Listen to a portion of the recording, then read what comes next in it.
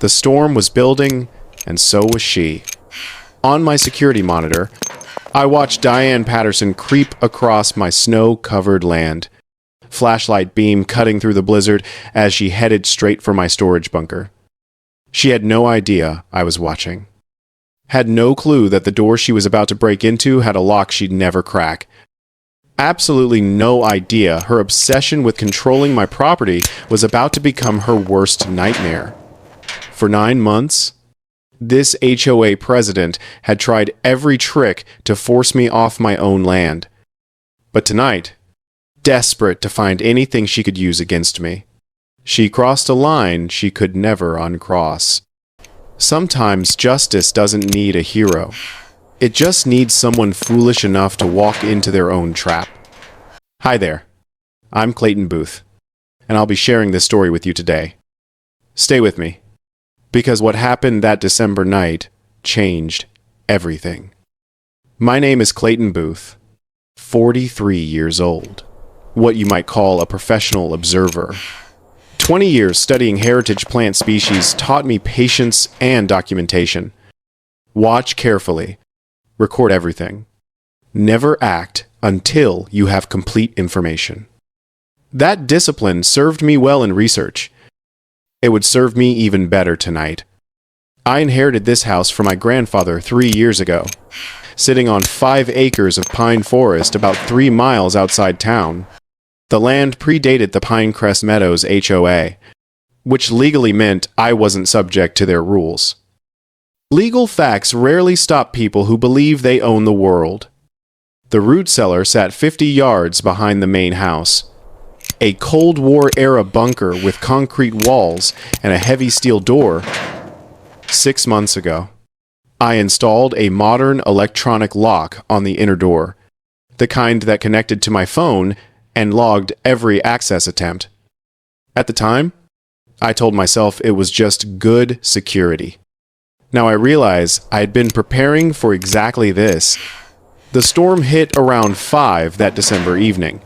I stood at my office window watching the sky darken from gray to black, wind whipping through the pines hard enough to bend them like grass. Snow came down so thick I could barely see the tree line. Weather reports called it the worst blizzard in 15 years. My grandfather used to say, "Storms reveal character."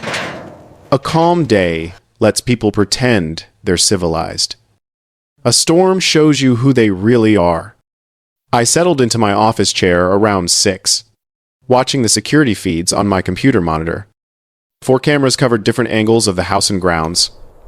I'd installed them 9 months ago after my first real confrontation with Diane.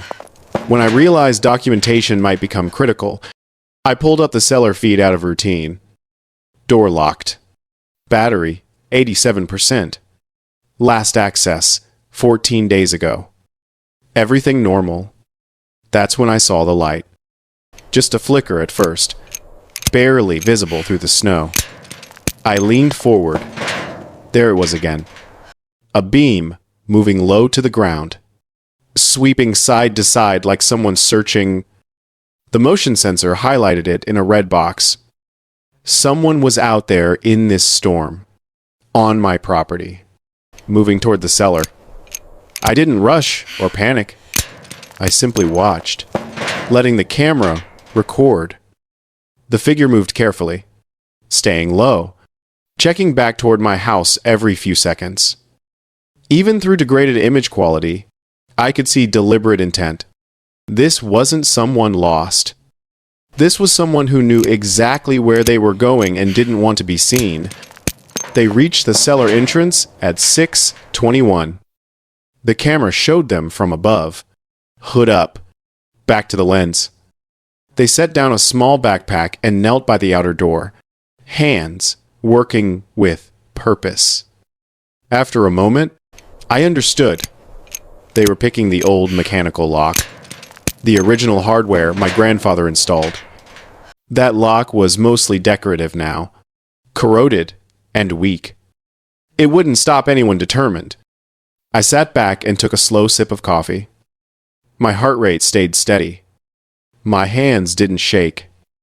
I felt something cold and clear and patient.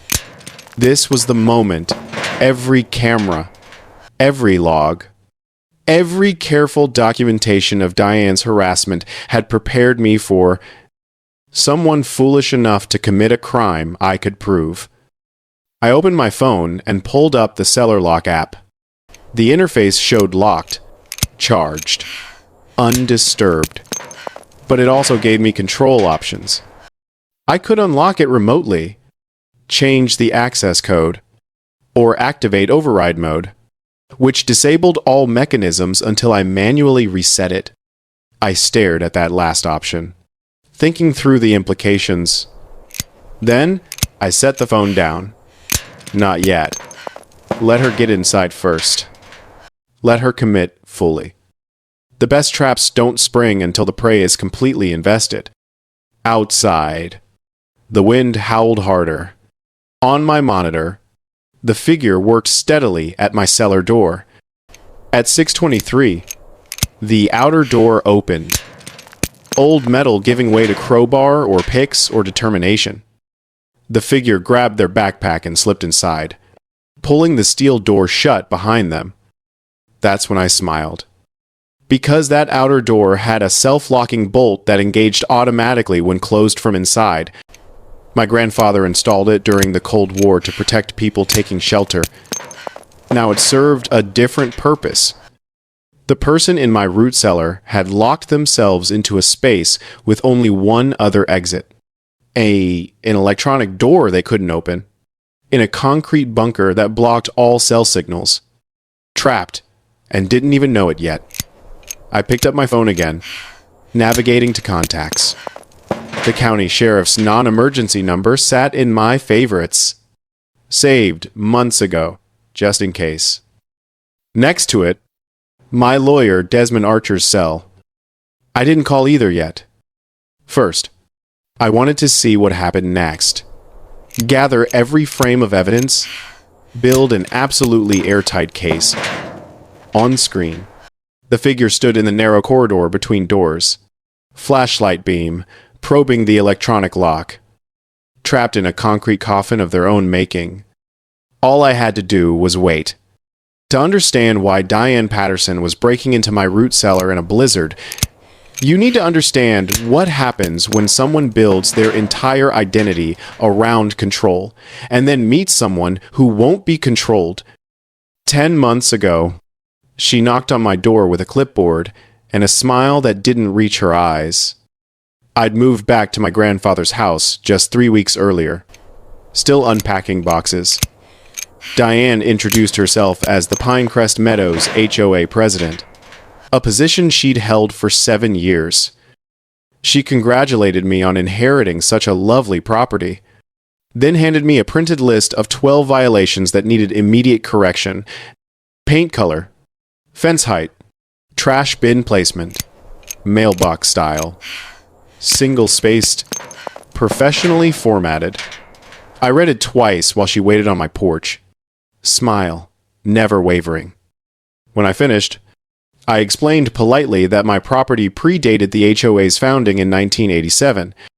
According to county records and the original subdivision plat, my land sat outside their jurisdiction. I wasn't subject to their rules. Her smile finally dropped. 2 weeks later, I received a letter from Morrison and Associates, the law firm representing the HOA. It demanded I trim trees, repaint the house, and relocate the root cellar, which they claimed was an unpermitted structure creating liability concerns. Professional but threatening, full of phrases like immediate compliance and legal action and property liens. I spent 8 hours writing a response. 8 pages, citing Colorado's grandfathering clauses, property rights, statutes, and historical preservation laws. I attached building permits from 19 and 42, property surveys, and boundary documentation proving my land fell outside HOA jurisdiction. I sent copies to Morrison and Associates, the county assessor, and Diane personally. Then came 6 weeks of silence. I thought maybe facts had settled the matter. I should have known better. Diane hadn't spent 7 years controlling a homeowners association by accepting defeat gracefully. She went digital. A neighborhood group appeared online called Protect Our Neighborhood Values. Diane created it, moderated it, seeded it with posts about property maintenance and community standards. Then came photos of my house taken from the street, posted with captions about neglect and declining property values. The house wasn't neglected. Original paint, but well maintained. Yard clean. Everything functional. But Diane framed it as blight, as one property dragging down the entire community. I didn't respond publicly. I documented everything. Screenshots, timestamps, filed systematically. Building a record, my lawyer said, gave us clear defamation grounds. But legal action felt premature, reactive. I wanted to see how far she'd push before showing my hand. The answer came at the monthly HOA meeting in November, 1 month ago. Diane placed a special proposal on the agenda to expand HOA jurisdiction to include historically excluded properties. My property specifically, though she never said my name. She presented it as protecting property values, ensuring consistent standards, bringing outlier parcels into proper governance.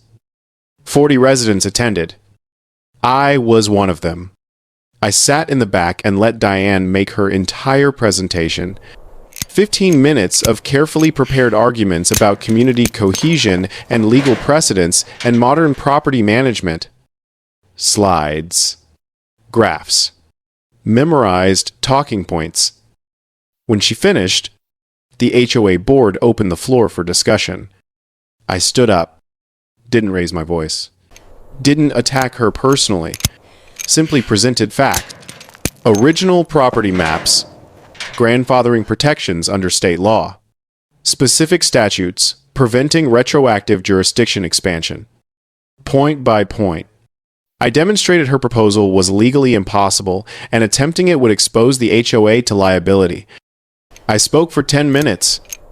When I finished, the room was silent. The vote wasn't close.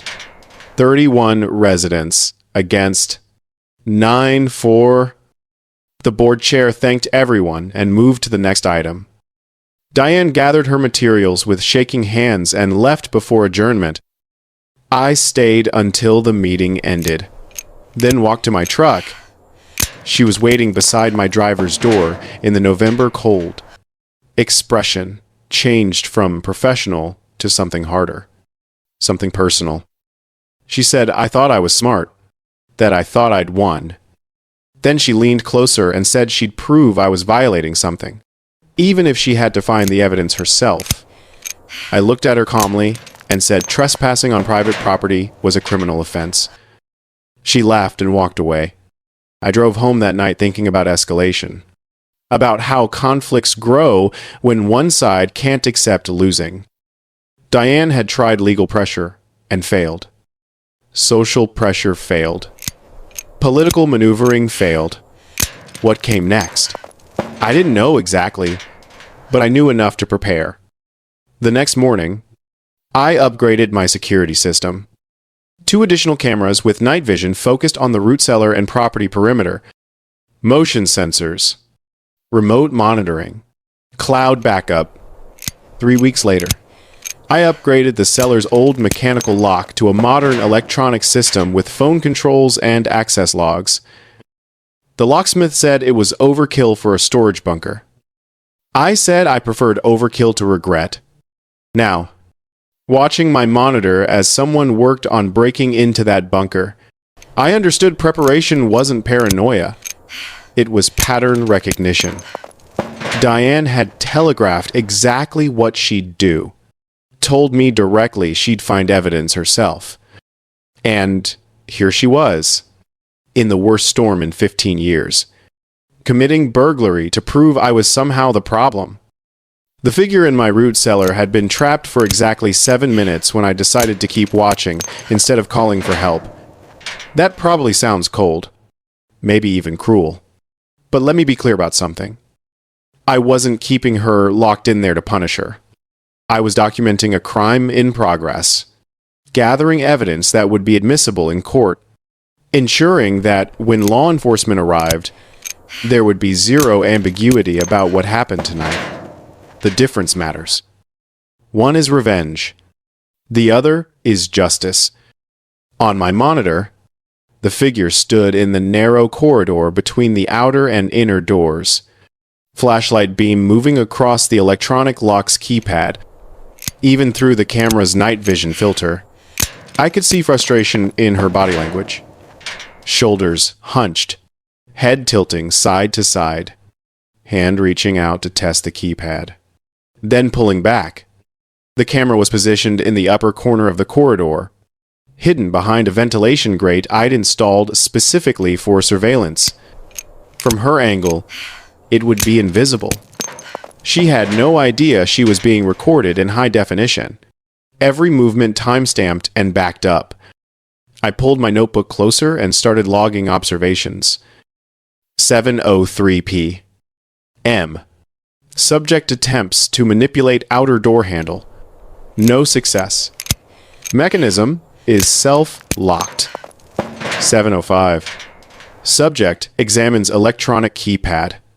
Appears to be considering code entry. 7:07. Subject tries several combinations. The lock app sent me notifications with each failed attempt. First try. 1, 2, 3, 4. Second try. 0, 0, 0, 0. Third try. 1, 9, 8, 7. The year the HOA was founded. I almost laughed at that last one. Even breaking into my property, she couldn't stop thinking about her precious organization. The fifth failed attempt triggered the lock's security protocol. 10-minute lockout. The screen flashing red. I watched her step back, probably seeing that warning light, realizing she'd made things worse. The storm outside intensified. Wind rattled my windows hard enough that I glanced away from the monitor to check the weather radar on my phone. The blizzard's core sat directly over our area, not moving, just dumping snow in waves. Visibility near zero. Roads impassable. Emergency services stretched thin. Perfect conditions for someone to think they could commit a crime without being caught. Perfect conditions for that same person to realize they'd made a catastrophic mistake. I looked back at the monitor. The figure had sat down on the corridor steps, back against the inner door, flashlight resting beside her. From this angle, I could see more detail. Dark winter coat, boots that looked expensive, leather gloves. The hood had fallen back slightly, revealing blonde hair. I zoomed in as far as the camera allowed. Even with degraded resolution, I recognized her. No question now. The HOA president herself, sitting in my root cellar, trapped by her own choices. 7:20 p.m. I made a decision. I activated the intercom system I'd installed in the cellar 3 months ago. The speaker sat in the ceiling near the camera, small and unobtrusive. I unmuted my microphone and spoke, keeping my voice level and calm. I said her full name. I said I knew she was in my root cellar. On the monitor, she jumped like she'd been electrocuted, flashlight clattering to the floor, head whipping around trying to find the source of my voice. I waited for her to settle, watching her breath come in, visible puffs in the cold air. Then I continued. I explained that I'd been watching her since she entered my property, that I had video of her breaking the outer lock, that I had logs of her trying to crack the electronic system, that she was currently trespassing on private land and attempting to burglarize a secured structure. Her response came fast and loud, voice echoing in the concrete space. She demanded I open the door immediately, accused me of setting a trap, called this illegal imprisonment. I listened without interrupting, letting her spend her anger against the walls. When she finished, I replied with facts. I hadn't trapped her. She'd trapped herself by entering my property without permission and closing a self-locking door behind her. I hadn't imprisoned her. I'd simply declined to assist someone actively committing crimes against me. And I would open the door? Absolutely. As soon as law enforcement arrived to document her actions. She went silent for a long moment. Then she tried a different approach. Apologetic. Conciliatory. Saying this was all a misunderstanding. She just wanted to check on something. We could work this out privately. I almost felt sorry for her. Almost. Because this was exactly how she'd operated for 9 months. Aggressive until confronted. Then immediately pivoting to reasonable explanations and private negotiations. Trying to avoid consequences by reframing criminal behavior as simple miscommunication. I told her, no. No private negotiations. No working it out. No pretending this was anything other than what it was. She'd threatened to find evidence against me, even if she had to do it herself. Now, she'd followed through on that threat. And she'd face exactly the consequences that threat deserved. She started yelling again. But I muted the intercom. I'd said what needed to be said. Now came the waiting. I sat back in my chair and checked the time. 7:25 p.m. I'd give it another 20 minutes. Let the reality of her situation really sink in. Let her cycle through anger and bargaining and maybe start approaching actual fear. Then I'd make the call. Not to help her, but to ensure everything that happened next was documented, legal, and absolutely unassailable in court. 7:40 p.m. 15 minutes since I'd spoken to her through the intercom. Enough time. I unmuted my microphone again and told her I was calling the county sheriff now to report a trespassing in progress. She could cooperate when they arrived or make things harder for herself. Her choice entirely. Then I muted her response and dialed. The dispatcher answered on the second ring. Professional and calm, despite the storm chaos she was probably managing. I identified myself. Gave my address. Explained the situation in clear, factual terms. Someone had broken into my property storage structure and was currently trapped inside. I had video evidence of the break-in. The individual was not injured but was unable to exit without my assistance.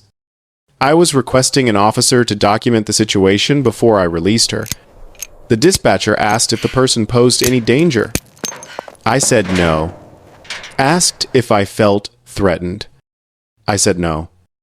Asked if I could maintain the current situation until an officer arrived. I said absolutely. She told me response time would be 45 minutes to an hour given the weather conditions. I said I'd wait. She said an officer would call when en route. I thanked her and disconnected. Done. Official. Recorded. No going back now. I looked at my monitor one last time before settling in to wait. The figure in the cellar hadn't moved. Just sitting there in the cold and dark. Finally understanding that some lines once crossed change everything. The dispatcher called back at 8:07 p.m. An officer was en route. Estimated arrival in 30 minutes. I acknowledged and hung up. Then turned my attention back to the monitor. In the 40 minutes since I'd called the sheriff, the woman in my cellar had gone through what looked like several distinct emotional stages. First came denial. Pacing the small corridor, testing both doors repeatedly as if the locks might magically disengage. Then anger, shouting at the ceiling, at the camera she still hadn't located, at me by name. Then bargaining, her voice going soft and reasonable through the intercom I'd muted. Now she'd reached something closer to acceptance. sitting motionless on the steps, conserving body heat. Waiting, I heard an engine outside, a low rumble cutting through the wind. Headlights swept across my window. Right on schedule, I stood and grabbed my coat, then paused at the door. One more check of my phone, making sure I had the video files queued and ready to share. Lock system logs downloaded and saved. Timeline documented. Everything organized and accessible. Then I headed downstairs. The deputy's vehicle sat in my driveway. Light still running. Exhaust puffing white in the cold. I opened my front door as he climbed out. A tall man in his early 50s, moving with the careful deliberation of someone who'd worked too many winter accident calls. We shook hands on the porch. I thanked him for coming out in this weather. He said it was the job, then asked for my account of the situation. I laid it out chronologically and factually. Noticed suspicious activity on my security cameras at 6:15 p.m. Observed an individual approaching my root cellar with tools. Watched them break the mechanical lock on the outer door and enter the structure. Explained the door's self-locking mechanism and the electronic lock on the inner door. Described how the individual became trapped when both systems engaged. Noted that I'd made verbal contact via intercom to confirm identity and intent. Then called the sheriff's office to request an official response before releasing her. The deputy took notes, asking clarifying questions. How long had she been trapped? About 2 hours. Was she injured? Not to my knowledge. Did I know who she was? Yes. Did I want to press charges? Absolutely. He asked to see the video footage. I pulled out my phone and showed him the relevant clips. Her approach through the snow, kneeling at the outer door with tools, forcing the lock, entering the corridor, closing the door behind her, attempting codes on the electronic system, all of it clear, time-stamped, undeniable. The deputy watched without expression, then asked if I had the full recording available. I said it was saved on my computer, inside, along with system logs showing exactly when each lock engaged and every failed access attempt. He nodded slowly, processing implications. Another set of headlights appeared outside, followed shortly by a third vehicle. The backup unit and medical response arriving together. The deputy stood and suggested we handle the extraction now that everyone was present. I grabbed my phone, pulled up the lock control app, and followed him outside. 4 people stood at my cellar door when we arrived. 2 deputies, both looking cold and annoyed at being called out in a blizzard. 2 paramedics with a medical bag and thermal blankets. The first deputy positioned himself at the door, hand near his belt. The second deputy stood to the side with a camera to document the extraction. The paramedics readied their equipment. Everyone looked at me. I opened the lock app, navigated to the override controls, and disabled manual lock mode. The electronic system beeped once. Then I selected unlock. The mechanism clicked loud in the quiet storm. The deputy pulled the inner door open. She came out fast, pushing past the deputy, stumbling in the snow. For a moment, I thought she might run. Then she saw the uniforms, the vehicles, the official response, and stopped. Her face went from rage to confusion to something approaching horror. She opened her mouth to speak, probably to demand my arrest or claim false imprisonment or spin some version of events that made her the victim. The first deputy held up his hand. He identified himself and advised her that she had the right to remain silent, that anything she said could be used as evidence, that she had the right to an attorney. Standard Miranda warnings delivered in a flat, professional tone while snow fell around us and my security cameras recorded everything. This wasn't negotiable anymore. This wasn't a private dispute or a community disagreement. This was law enforcement conducting a criminal investigation. And she was the suspect. She wasn't listening. She was staring at me, standing 10 feet away next to my cellar door. I held her gaze. Expression neutral? I didn't smile. I didn't gloat. I just looked back at her the same way I'd looked at her a month ago when I said trespassing was a crime. Calm. Factual. Unmoved. She'd had every opportunity to stop escalating. Every opportunity to accept that she didn't control my property. She'd chosen this path step by step, decision by decision. Now she stood in my yard, surrounded by police, wrapped in an emergency blanket, about to be charged with felonies. And I felt nothing but the cold certainty that justice, real justice, doesn't require emotion. It just requires patience and evidence and letting people face the natural consequences of their own actions. The community reaction came fast. Within 3 days, the HOA held an emergency meeting. 38 of the 45 members attended. The motion to remove Diane from the presidency passed 37-0, with one abstention. No opposition votes at all. What followed was something the board member who called me later described as a reckoning. Person after person stood up to share their own experiences with Diane's overreach. Stories of unfair fines, threats over violations that didn't exist, public criticism for minor infractions. People who'd stayed silent during her reign because they didn't want conflict or didn't know they had legal grounds to push back. The meeting that was supposed to last an hour stretched past 3. Eventually, the group moved to constructive action. They voted to establish a committee to review all HOA rules and enforcement procedures. They voted to implement an appeals process for violations. They voted to require that any future enforcement action include specific citation of the rule being violated and the legal basis for HOA jurisdiction. Then came the vote I'd been most curious about.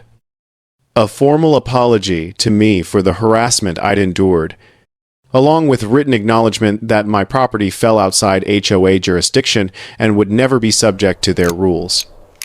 The vote was unanimous. 38 in favor. The formal apology letter arrived a week later, professionally printed on HOA letterhead and signed by all current board members. It acknowledged that enforcement actions against my property had been inappropriate and legally unfounded. It confirmed my land status outside HOA jurisdiction. It expressed regret for the conflict and hoped we could move forward with mutual respect. I read it twice, then filed it with all my other documentation. The letter didn't erase 9 months of harassment, but it created an official record that I'd been right all along. The preliminary hearing happened 3 weeks after the arrest. I sat in the courthouse hallway for 90 minutes, waiting to be called. Eventually, my name was called. I entered the courtroom, took the witness stand, and swore to tell the truth. The prosecutor asked me to describe what happened the night of December 8th. I did. Chronologically and factually. The defense attorney cross-examined me briefly, trying to establish that I had somehow entrapped his client. I explained calmly that installing security systems on your own property isn't entrapment, and choosing not to assist someone committing crimes against you isn't illegal detention. The judge agreed. I learned later that day that Diane had accepted a plea agreement, 6 months supervised probation, 100 hours community service, restitution of $2,500 for my security upgrades and legal fees, and a 2-year restraining order prohibiting any contact or approach. No jail time, no felony conviction, but a permanent record of criminal trespass and criminal mischief. The prosecutor called to inform me and asked if I found the terms acceptable. I said yes. I'd never wanted her in prison. I just wanted the harassment to stop and the community to understand that position doesn't grant immunity. This accomplished both goals. Spring came early that year. I spent a Saturday afternoon in the root cellar for the first time since the arrest, finally ready to reclaim the space. The interior looked exactly as I'd left it before winter. Shelves lined with seed storage containers and gardening equipment. Everything organized and dust-free. No evidence remained of that December night except the new electronic lock on the inner door, upgraded and more secure than before. The community felt different now. Lighter, somehow. Like pressure had been released from a system that had been running too hot for too long. The new HOA president stopped by 2 weeks after taking office. A retired accountant with no interest in power, games, or control. She introduced herself. Explained she was doing courtesy visits to all neighborhood properties, including those outside HOA jurisdiction, and asked if I had any concerns about community management. I invited her in for coffee. We talked for an hour about reasonable governance and clear communication and the importance of staying within legal authority. She agreed with everything I said, mentioning that the previous administration's approach had troubled her for years. Now, with fresh leadership and reformed policies, she hoped to rebuild trust. I believed her. The restraining order had done its job. I'd seen Diane exactly once since the plea agreement, driving past my property on the main road, but not slowing, not looking, just passing through like any other resident. The last I'd heard, she was considering moving to a different state, starting over somewhere. Her mistakes weren't public record. Part of me felt sympathy for that. Mistakes should have consequences, but consequences shouldn't be permanent exile. If she'd learned from this experience, if she genuinely understood where she went wrong, then maybe relocation was the right choice for everyone involved. Evening found me on the back porch with coffee, watching the sun set through pine branches that were finally showing green growth. The same view I'd had that December night, but transformed by season and circumstance. Then, I'd been watching a crime unfold. Now I was just watching spring arrive. Boundaries aren't walls. They're foundations. They don't separate you from community. They define where your autonomy ends and others begins. When boundaries are respected, communities thrive. When they're violated, everything breaks down into conflict and resentment and eventually legal action. I tried to explain that to Diane before things escalated. She hadn't listened. Now she understood. Though the education had cost her dearly, maybe that was the real lesson here. Some people have to learn through consequences because they're incapable of learning through conversation.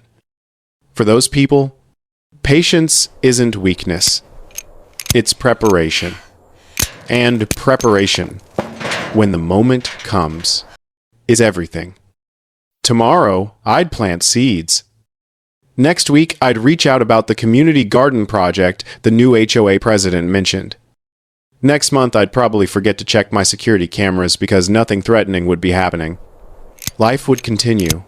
Quieter now. Simpler. The way it should have been all along. So what do you think about my situation? Did I handle it correctly? Or should I have opened that door sooner? Leave your thoughts in the comments below.